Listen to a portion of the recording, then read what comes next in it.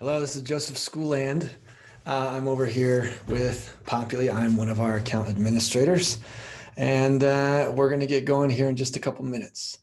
Actually, we're going to go ahead and start right now. A couple housekeeping things, and that is that on your side in the Zoom meeting, you're going to be muted this whole time, but you can type your questions to me. And the way you'll do that is through the question and answer feature, Q&A. Don't put them in the chat window because I'll probably miss them. I might still find them. I'll try and keep an eye on it. But what I've got open right next to me, kind of more in full view, is the Q&A. And that's what I'll be keeping an eye on. You can ask questions throughout, or you can save them for the end, either way. And I'll just answer them as I see them. I might skip them if I know I'm going to answer them a little later, or I might answer them right away if it fits in with what we're talking about. But that's how we'll do it. Quick housekeeping. I'm now going to kill my video and I'm going to share my screen so that you can see what I've got over here. And this is where we are. All right. You should be able to see my screen. So this live group training is for Populi Account Administrators. You might not know what those are, and maybe you're here just to kind of learn more. Maybe you are just starting out with Populi and you need to set the whole thing up and you've been named the Populi person and you need more information on that. Maybe you haven't even bought Populi and you just want to learn more.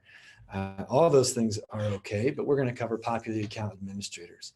Before I go into that, I just want to point out a few things in case you're totally brand new, and that is how we can help you and how to find help along the way. Whenever you're logged into your Populi, there's a little help button right up here that you can click. And there's a few different things you can do. If you're the type who likes to research on your own, you can click Search the Knowledge Base. If you want to reach out to our support team and you are a Populi client, then you can open a support request. You can also give us a call at 877, the number 4, and the word Populi, and you can find that number on our website and other places like that. If we reply to you in a support request, then you're going to get that in your email. If you lose the email, you can view those requests right here. If you have an idea for a feature, you can put that here. If you want to interact with our other clients, you can go to our user forum here. One other thing you can do is you can reach out to your Populi Account Administrator. My name is Joseph Schooland. I'm one of the Populi Account Administrators here. We also have Nick Holloway. So it just depends on who your particular Populi Account Administrator is, and I'll show you how to find that out. But you can reach out and schedule training webinars that is just one-on-one for you and your school. You can go to our YouTube channel where all of these recorded trainings end up. Or you can reach out to our support team. One quick note, if it's a clear question that you have and you want to get an answer right away, reach out to our support team. If it's something like this student has this balance and you're naming the specific student, John Smith student has a balance of this amount on his financial whatever, and I think it should be this, but I put in these fees. Like if you can name these specific numbers of invoices, transaction numbers, whatever, it's great to spell that out into a support request so that we can look it over. And maybe if you uncovered a bug, we can even send it to our development team. If you aren't really sure the exact question you have, it's kind of more vague, you can give support a call and talk it through with somebody. And if you really don't know even where to start, you just want an overview of admissions or something like that, you can go to our YouTube channel. We've got some overviews there, or you can reach out to your Populi account manager. All right, we're going to go into search the knowledge base right here. A few things I want to highlight. Main thing is these promoted articles. You can see any live trainings we're about to do, getting started with your school's new Populi site, how to contact us. So if you forgot that number, you can find it there. You can see our hours there. And then we've got a different bubble for each department and different types of things there. So keep an eye on those promoted articles dig in other places. That's a quick overview of how to find help. Now I'm going to start from the beginning. Let's say you never ever have done anything with Populi before. I've got a couple tabs up here that I've set aside and saved. We want to do this one. Whoever is working with you to look at Populi, if you've given them the okay to buy Populi, they're going to send you this Populi data migration survey, and you're going to fill it out. Your name, institution's name, web address, and your email address. If you want us to import your data for you, you're going to choose yes. If not, you'll choose no.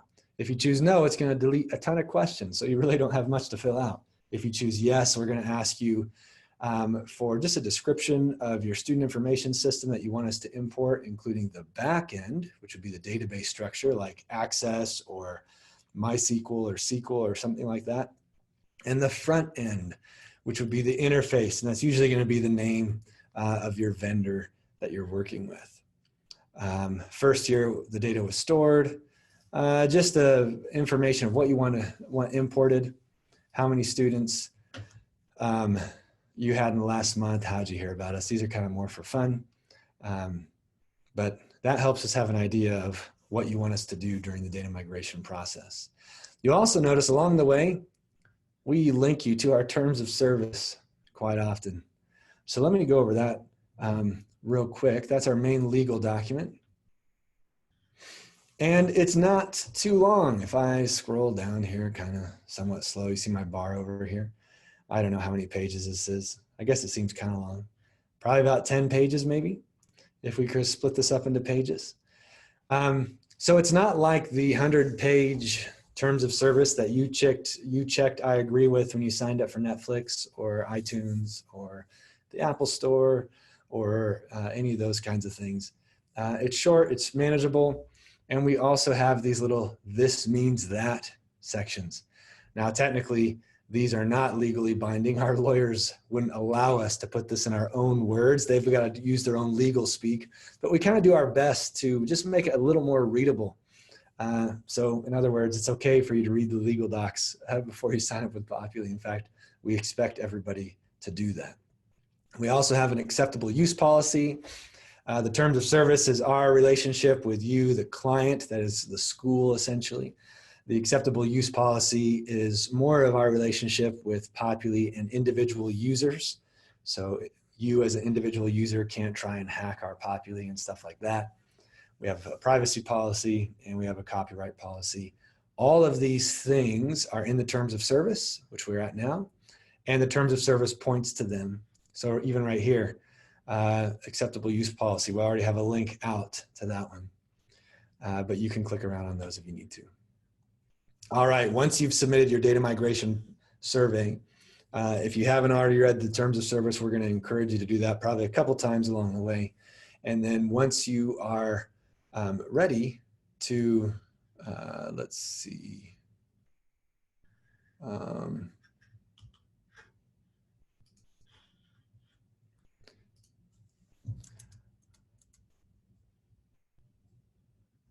right, I lost one of my windows. Let me pull that up again on my other screen and bring it over.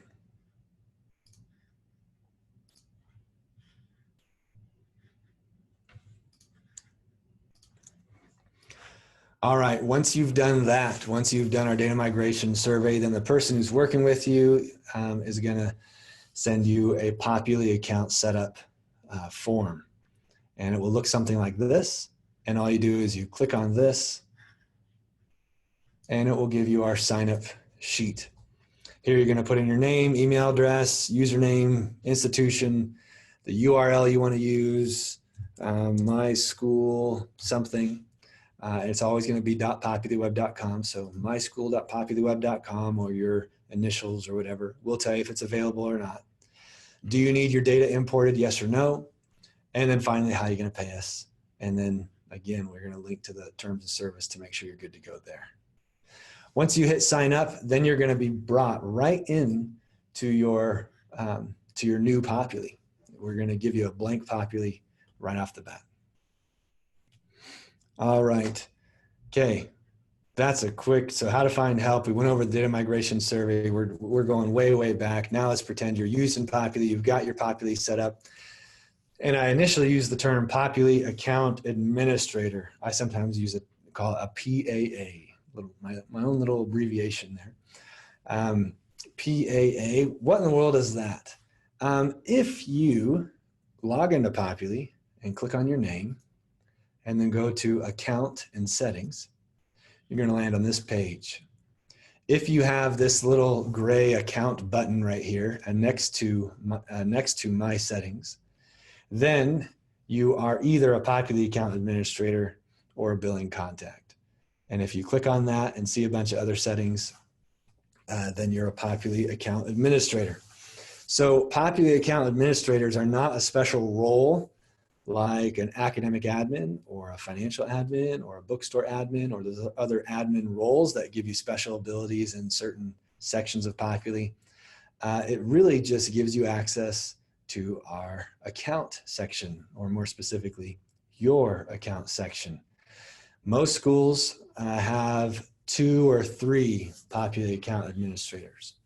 If you only have 1, that's bad, because if something happens to you, this is like the main person at your Populi. And so it's going to be really hard for us to set up all your security and make sure we can properly get someone else back in here if something happens to you and you're the only Populi Account Administrator.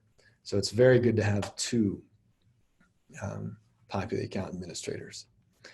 In fact, in the knowledge base, probably the most important article, I think, for a Populi Account Administrator is this one, under Promoted Articles, that says, Getting Started with Your School's New Populi Site. And we give you a little bit of information here, and then we give you links to all of our training tutorials for all of our different sections in a certain order.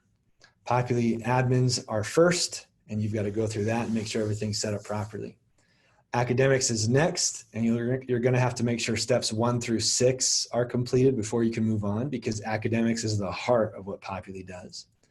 If you're going to use billing and accounting, student billing, you'll need to do this one next.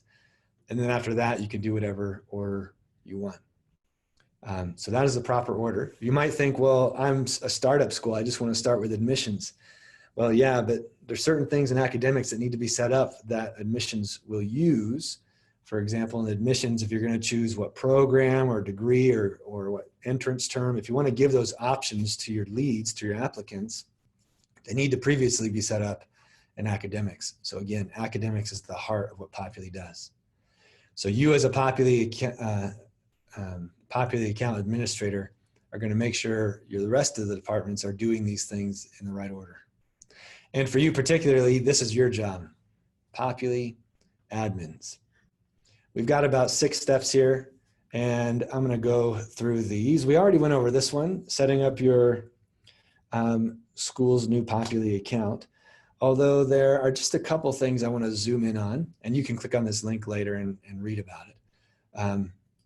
The couple of things are, when you first start out, you're going to be the only Populi Account Administrator.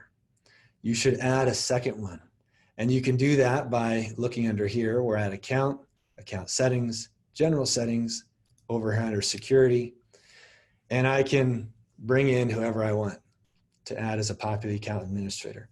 They do already have to be in the system, so you have to give them access and so on, which I'll show you how to do in a sec.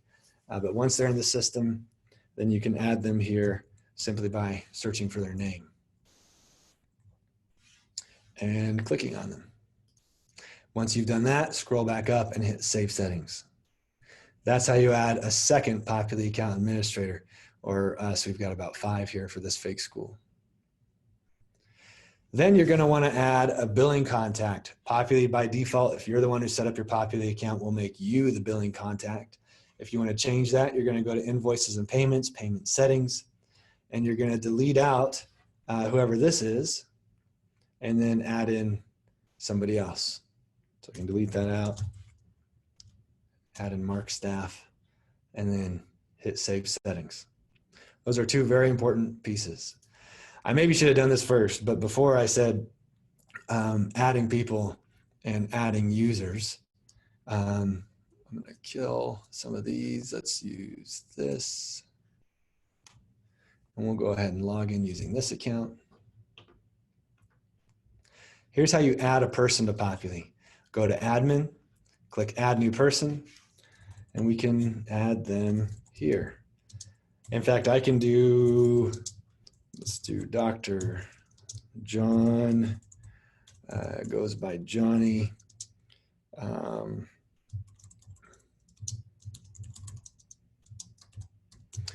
Notice how Populi figures out what I mean by all this. Prefix is doctor, first name is John, preferred name is Johnny because I put that in parentheses. Middle is David, last name Smith, suffix is junior. If I want to really mess around with this, I can click show more name inputs and move these around, or even add a former name, and then Populi will show me what the Populi name by default is going to look like, and it's Johnny Smith because it goes preferred and then last, and you can manually edit that. Give them an email address, john@john.com, and then give them some kind of roles in Populi. For now, we'll just go with staff. I can add a tag, add some other data here if I want, add this as a person. So now I've got a person here in Populi. I can go to my info tab, add more contact info. If I'm tracking other types of info and custom fields, I can add those here. I can add relationships. I've got the profile and the basis for building this person out. Now, if I want to take this person and turn them into a user, I need to click these three little dots and pay attention to Populi's three little dots. These are our settings buttons. And so this one right here lets me make this person a user. I'll need to switch to is a user. And then depending on what your default username structure is, this one is jsmith19. I can override that and just say I want it to be John and then hit save. Oh, that username's already taken. So we will go with J Smith. That one's already taken too, choosing too common, jsmith19. So now a welcome email has been sent to Johnny Smith with instructions to log in. And I can see the last time he logged in. I can reset his password if he needs help. I can remove him as a user, or I can block him. Different options there. That's how I get people into Populi. Once I have that person into Populi, I can then add them as a second Populi Account Administrator or billing contact. Tracy just asked, what does block mean? If I block somebody, that just simply means that I'm not removing their user history or their user account. I'm just making it so that they can't log in. I can even give it a blocked reason. I don't know, maybe they were trying to hack into Populi or did something weird like that, then I might block them so they can't even get into Populi at all. Or maybe we're discussing firing this person and I want to have them blocked before I decide to remove their access altogether. So blocking just means they can't log in. You're welcome, Tracy. Good question. All right. Next up, if you're going to migrate data with us, let's see, I want to look at, okay, we've got setup. There's really 4 parts to the data migration survey. One is this, and you probably were sent this before you even started with Populi, and that is, what can we import? What comes in, what doesn't? Just so that you can make proper plans. We'll bring over your academic data, especially the stuff that will help you make your historic transcripts. We do not import historic financial data. We will import the current balance of that particular student as what we would call a balance forward fee. So there'll be a fee on their account that just says balance forward, and it will have whatever their current balance is. And then you'll start from there forward using Populi to manage their student billing. We do import library data, but it has to be in MARC format, which we then convert into a Dublin Core format for use inside Populi. And later we can export it back to MARC. We will import person data, contact info, and things like that, donation data and donor data, and then admissions data. Although we do not do the setup. So you're going to have to recreate your application, your degree audit, some of those things that require settings. You'll have to make those work. Once you have an understanding of what comes over and what doesn't, then you'll need to get your data to us. And you can do that by logging into your Populi, clicking your name, clicking account and settings, going to account. So you'll figure out that only the Populi Account Administrator can do this. And then you're going to go to Files. Under Files, this is a place where you can kind of review how much files have been uploaded and how much file storage you have left. File storage only includes file uploads. It does not include the space your school takes on our servers. It's just video, audio, stuff like that you upload. This school is an old version, but our current amount we allow is 2,000 gigabytes. So that's 2 terabytes of data. And this gives you a summary of that. But to get to what the question we want to answer, that is, you would upload your database or some kind of, as native as you can, some backup file of your database right here. And then we'll be notified. You should probably send us an email anyways, just in case. Never hurts to give us a nudge. But then once we have your data, then we will do an initial migration and then open a test site for you that's going to be separate from your live site that you're working on with a bunch of data inside of it.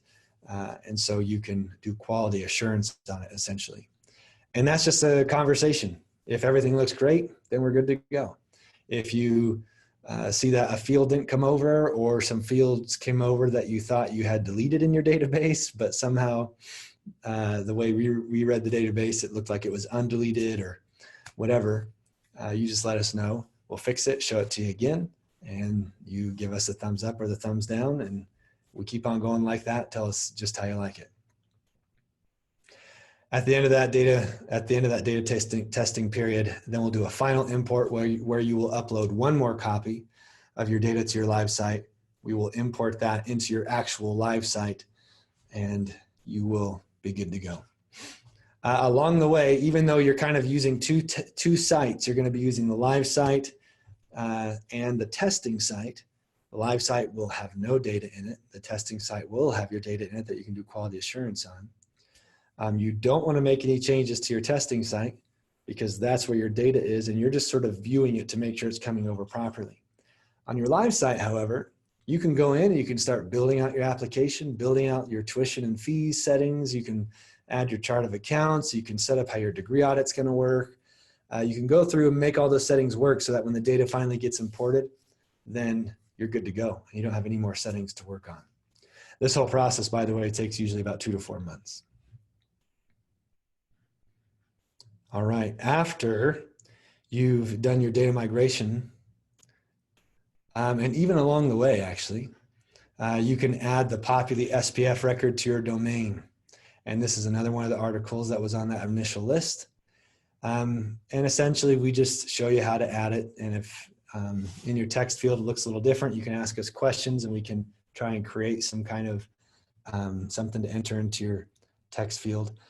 What this is doing is Populi is not going to be your mail client, but it is going to send mail on your behalf, which is what you want it to do. That's probably why you bought Populi. In fact, everyone who buys Populi in my demos, they usually say, can it email people? We need something to email people. Can it, all kinds of different ways that Populi can email people. The problem is that this is the same way that spammers email people.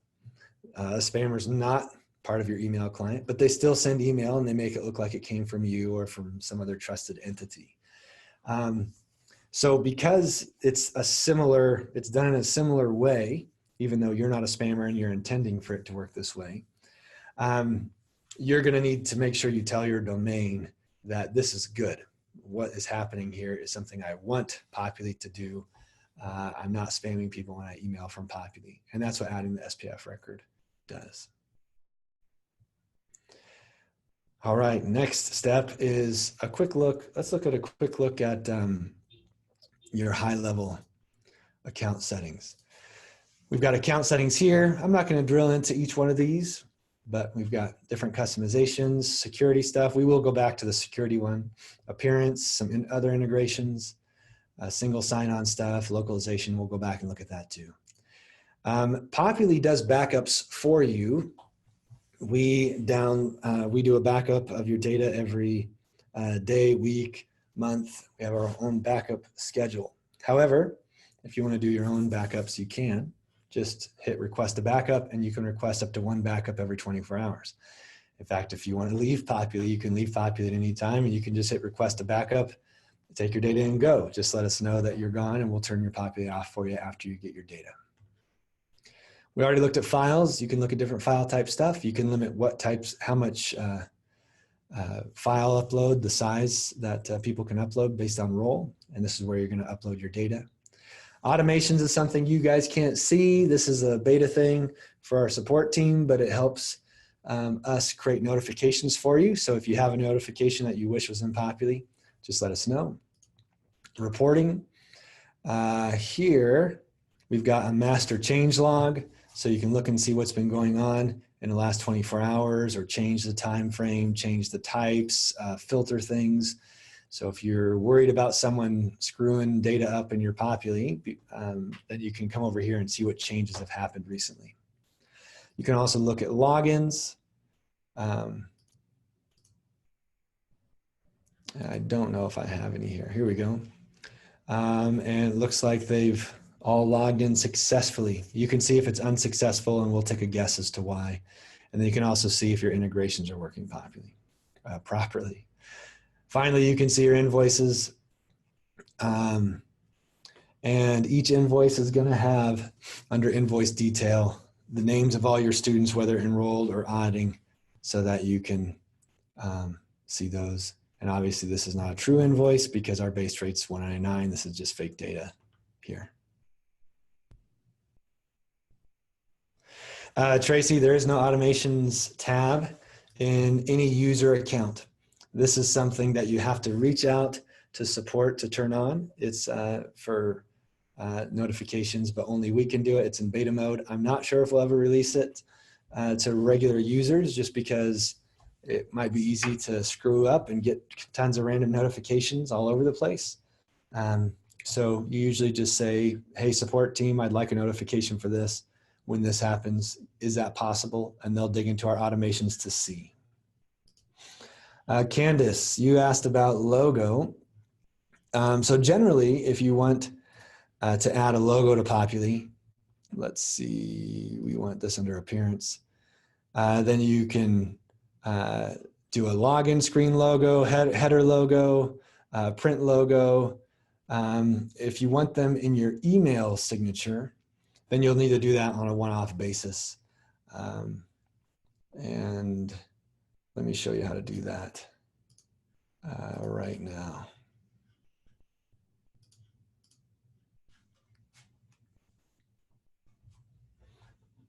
You'll click on your name in the top right, you'll click on account settings, and then under your settings, you'll have an email signature. You cannot put images in here, like you can't upload anything, but you can use the source information to pull an image in that's linked somewhere else. So it's a little tricky, and you're gonna have to probably have someone who's a little more techie and knows HTML to make it work.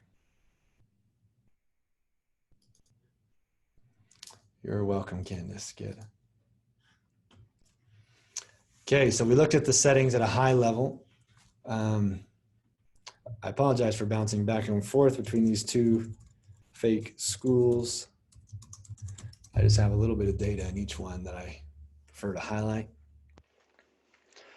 All right, so we look kind of high level at our account settings. I want to highlight a couple things. One of them is your security. And there's a bunch of options here, like can people upload their own ID photos or not? Do we make new contact information private by default or not? Who gets to see social security numbers, and so on. I mentioned the username template. You can edit this here. This article tells you how to do it, or you can ask our support team to help you. The thing I want to show you, though, is our two-factor authentication. We call it login approvals. And here you can, by role, make the two-factor authentication available. So here we've got everybody can do it if they want. So at a user level, they decide to opt into this. And essentially, if you don't know what two-factor authentication is, it's like when you log into any kind of software and it requires you to put in a code that got to you through a text message.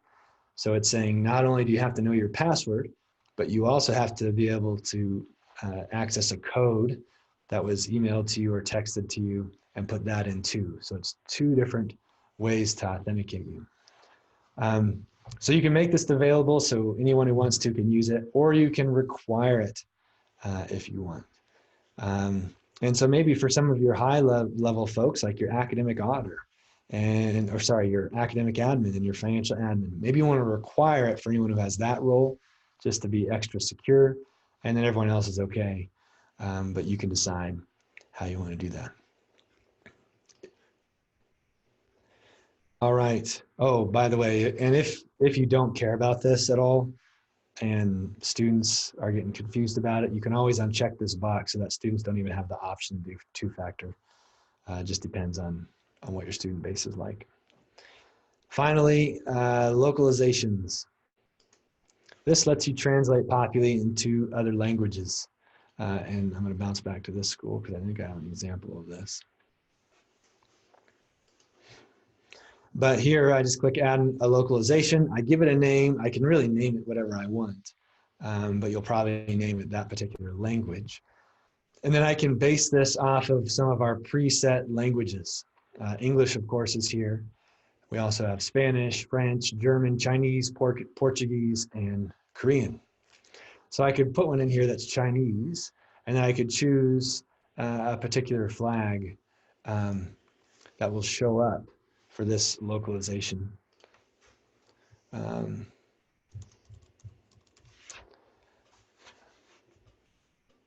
I'm not, is that? Yeah. So now we'll go ahead and hit save. So now we've got it built in based on Populi's Chinese. So what happens now is that these little flags will show up in other places in Populi. So if I go to Simon Student, I could see what flag he has, which means whenever he logs in, he's going to see Populi in that language. I can change this flag, hit save, and there you go. Now when he logs in, he'll see it in Chinese. For the other languages that aren't built in, and even for the languages that are built in, you can modify this more thoroughly by clicking on the localization, and we just give you tons and tons of data here. And you can sort around through it, like interface text, academic terms on the applications, application fields, all the way down. I can look at everything that hasn't been translated yet. I can page through tons and tons of pages. But essentially, this is going to take work. But someone can go through here and look at the default English we've got here and translate it into Albanian, because we don't have that as a built-in language. But you can go through here and translate all of Populi into Albanian if you put in the time. Or if you want, you can just say, no, I just want a few academic things to be translated, and then I'm fine with that.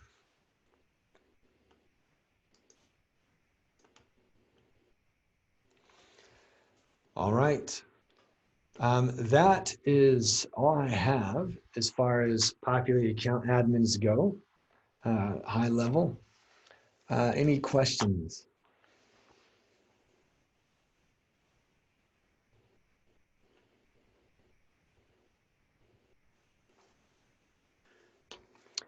Mariah, can you create a directory? So it depends on what you mean, but Populi by default is a directory. Any faculty, staff, or student who logs into Populi just has to search for someone's name, whether it's a student or faculty or staff, and they hit enter, and they'll be able to find that person. And they'll be able to see whatever info has not been marked private. So I'm an administrator, so I can see Sean's phone number, email, and address, and some other stuff here. Now let's log out and log back in as a student instead of an administrator. And I'm going to use this as a directory. Sean's a guy who I met earlier, and I just wanted to look him up. And I hit go, and I go to info. And because Sean marked his phone number as private, I can't see it. I could just see his email and his home address. Sean could even go one step farther and mark his whole profile private, so I can't even search it at all. But for now, he did leave me a couple things to look at. As far as making some kind of printout or PDF directory, we don't have that right now. It's just a digital directory by searching for folks. Any other questions?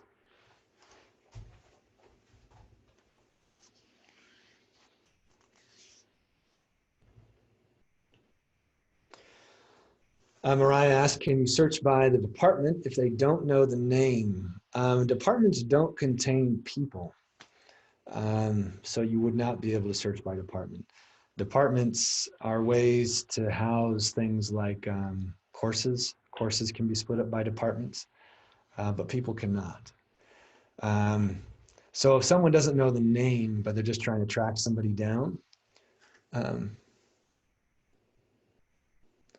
So for example, how would the student find the registrar if they didn't know who that is? They probably have to go talk to your front desk or reach out to your school. Let's see if they can search registrar. No, they can't. So they cannot search by job title or anything like that. They could probably, yeah, they can't search by job title, can't search by role. Students can't, other people can.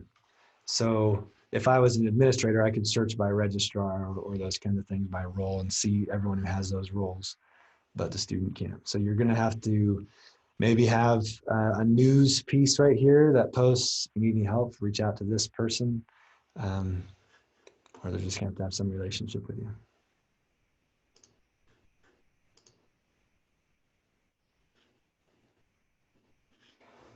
Mariah asked if students could search tags.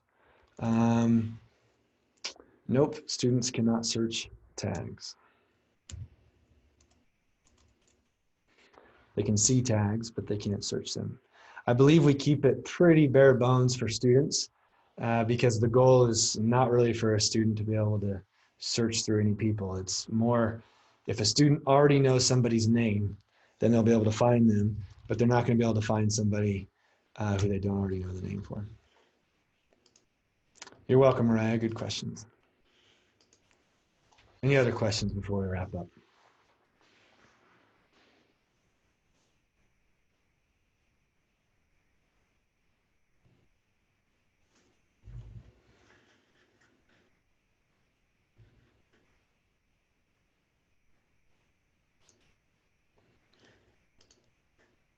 All right. Well, thank you everybody for coming. And if you have any questions, reach out to our support team. If you want to schedule a more one-on-one training webinar, reach out to your Populi Account Administrator. I actually forgot to show you how to find that. This is how you do it. You log in. If you are a Populi Account Administrator and you want to reach out to your account manager, you'll click on account. This demo school doesn't have it. Let's go.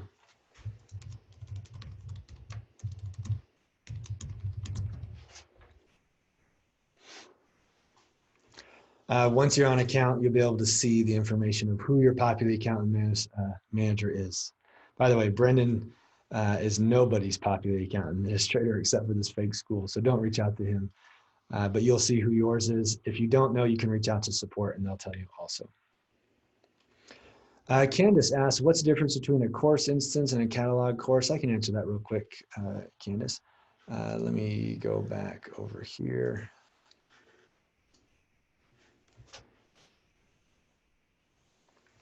And this is more of an academic question, so you might find this answered in our academic overview.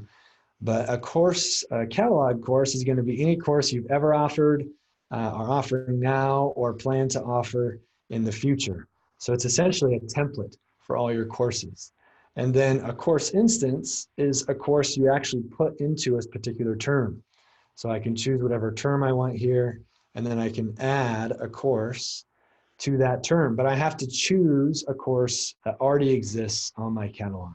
I can't create courses here. Catalog course is essentially a template for all your courses, and then a course instance is a specific offering in a specific term at a specific point in time that you can add faculty and enroll students in and so on.